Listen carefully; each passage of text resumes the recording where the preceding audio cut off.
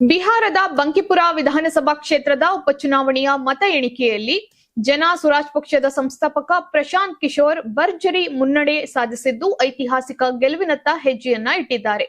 BJP ಪ್ರಬಲ ನೆಲೆಯಾಗಿರುವಂತಹ ಬಂಕಿಪುರದಲ್ಲಿ ಪ್ರಶಾಂತ್ ಕಿಶೋರ್ ಅವರ ಮುನ್ನಡೆ ಇದೀಗ ಬಿಹಾರದ ರಾಜಕೀಯ ವಲಯದಲ್ಲಿ ಭಾರಿ ಚರ್ಚೆಗೆ ಕಾರಣವಾಗಿದೆ.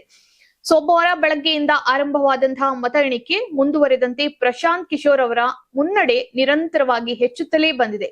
22ನೇ ಸುತ್ತಿನ ಮತ ಎಣಿಕೆ ಪೂರ್ಣಗೊಂಡಾಗ ಪ್ರಶಾಂತ್ ಕಿಶೋರ್ 44,525 ಮತಗಳನ್ನ ಪಡೆದಿದ್ದು, ಬಿಜೆಪಿ ಅಭ್ಯರ್ಥಿ ನೀರಜ್ ಕುಮಾರ್ಗಿಂತ 12,809 ಮತಗಳ ಮುನ್ನಡೆ ಸಾಧಿಸಿದ್ದಾರೆ. ಬಿಜೆಪಿ ಅಭ್ಯರ್ಥಿ ನೀರಜ್ ಕುಮಾರ್ 31,716 ಮತಗಳನ್ನ ಪಡೆದಿದ್ದರೆ, ಆರ್ಜೆಡಿಯ ರೇಖಾ ಕುಮಾರಿ 10,562 ಮತಗಳೊಂದಿಗೆ ಮೂರನೇ ಸ್ಥಾನದಲ್ಲಿದ್ದಾರೆ.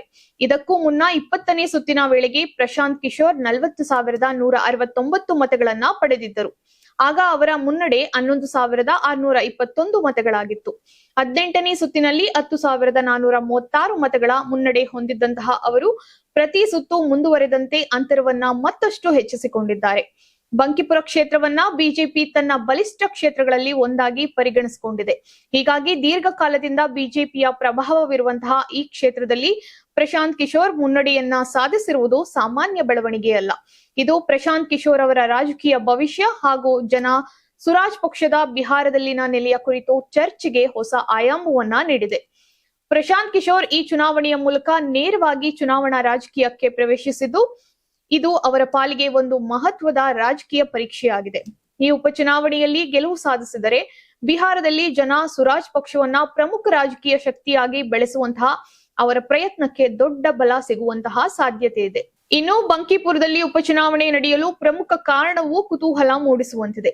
ಬಿಜೆಪಿ ನಾಯಕ ನಿತಿನ್ ನಬೀನ್ ಅವರು ರಾಜ್ಯಸಭೆಗೆ ಆಯ್ಕೆಯಾದಂತಹ ಹಿನ್ನೆಲೆಯಲ್ಲಿ ಶಾಸಕ ಸ್ಥಾನಕ್ಕೆ ರಾಜೀನಾಮೆಯನ್ನ ನೀಡಿದ್ದರು. ಹೀಗಾಗಿ ತೆರವಾಗಿದ್ದ ಸ್ಥಾನಕ್ಕೆ ಈ ಉಪಚುನಾವಣೆ ನಡೆದಿದೆ. ಜುಲೈ 31ರಂದು ಮತದಾನ ನಡೆದಿದ್ದು, ಇದೀಗ ಮತ ಎಣಿಕೆ ನಡೆಯುತ್ತಿದೆ.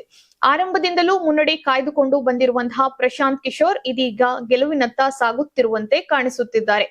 ಆದರೆ ಮತ ಎಣಿಕೆ ಇನ್ನೂ ಪೂರ್ಣಗೊಂಡಿಲ್ಲ. ಹೀಗಾಗಿ ಅಂತಿಮ ಫಲಿತಾಂಶ ಬರುವವರೆಗೂ ಅಧಿಕೃತ ಗೆಲುವನ್ನ ಘೋಷಿಸಲು ಸಾಧ್ಯವಿಲ್ಲ. ಬಂಕಿಪುರದ ಈ ಫಲಿತಾಂಶ ಕೇವಲ ಒಂದು ಉಪಚುನಾವಣೆಯ ಫಲಿತಾಂಶವಾಗಿರದೆ ಸುರಾಜ್ ಪಕ್ಷಕ್ಕೆ ಎಷ್ಟು ಜಾಗ ಸಿಗಲಿದೆ ಎಂಬುದರ ಮೊದಲ ದೊಡ್ಡ ಪರೀಕ್ಷೆಯೂ ಆಗಿದೆ. ಹೀಗಾಗಿ ಅಂತಿಮ ಫಲಿತಾಂಶದತ್ತ ಇದೀಗ ಇಡೀ ದೇಶದ ರಾಜಕೀಯ ವಲಯದ ಕಣ್ಣು ನೆಟ್ಟಿದೆ.